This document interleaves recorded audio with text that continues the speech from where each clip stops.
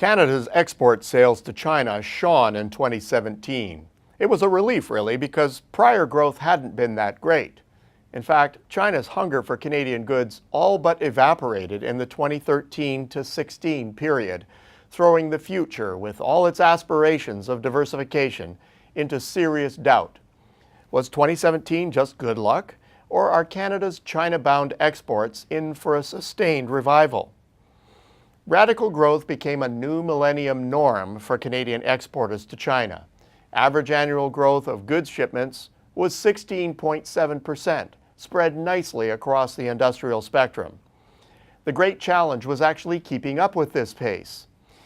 Then, with little warning, growth was hacked to 5.7% in 2013 and remained alarmingly slow for 3 more years.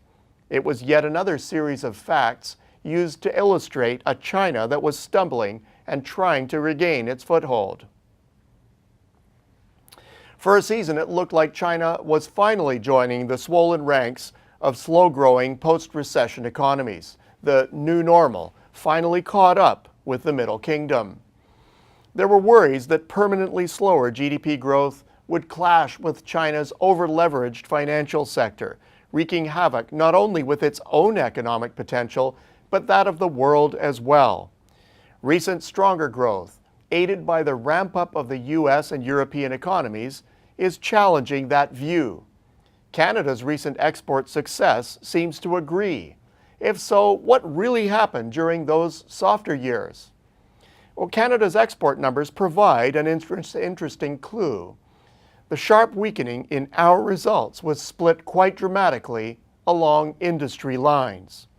Collectively, mining and energy exports fell outright by almost 13%, with iron ore down 23%, coal off 17%, and oil and gas plunging 50%.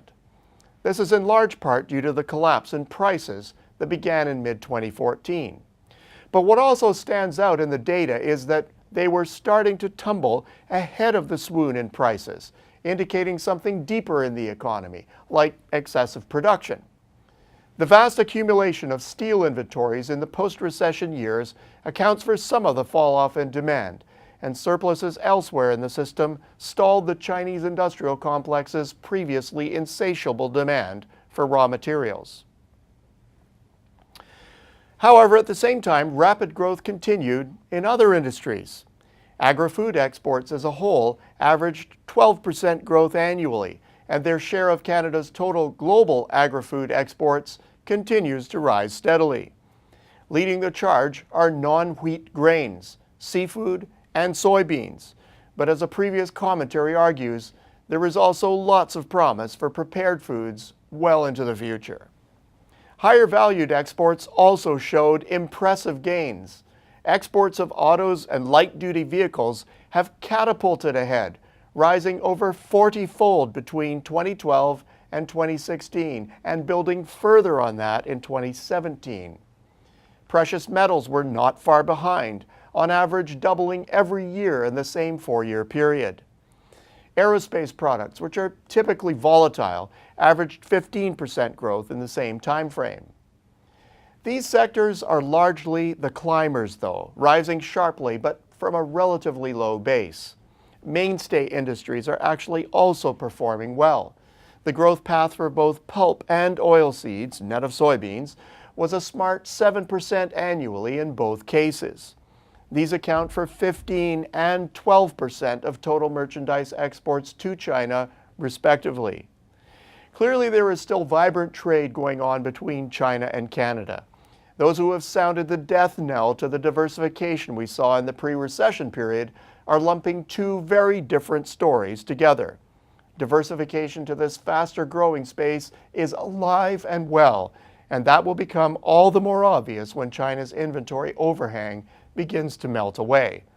In actual fact, there are clear signs that the thaw is already on.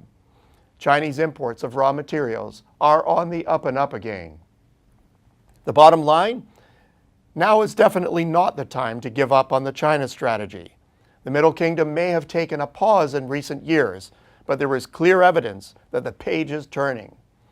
China's purchasing power remains a powerful force on the world stage. And as it's worth $25 billion annually to Canadian exporters, we would do well to watch and serve it carefully. Until next week, I'm Peter Hall.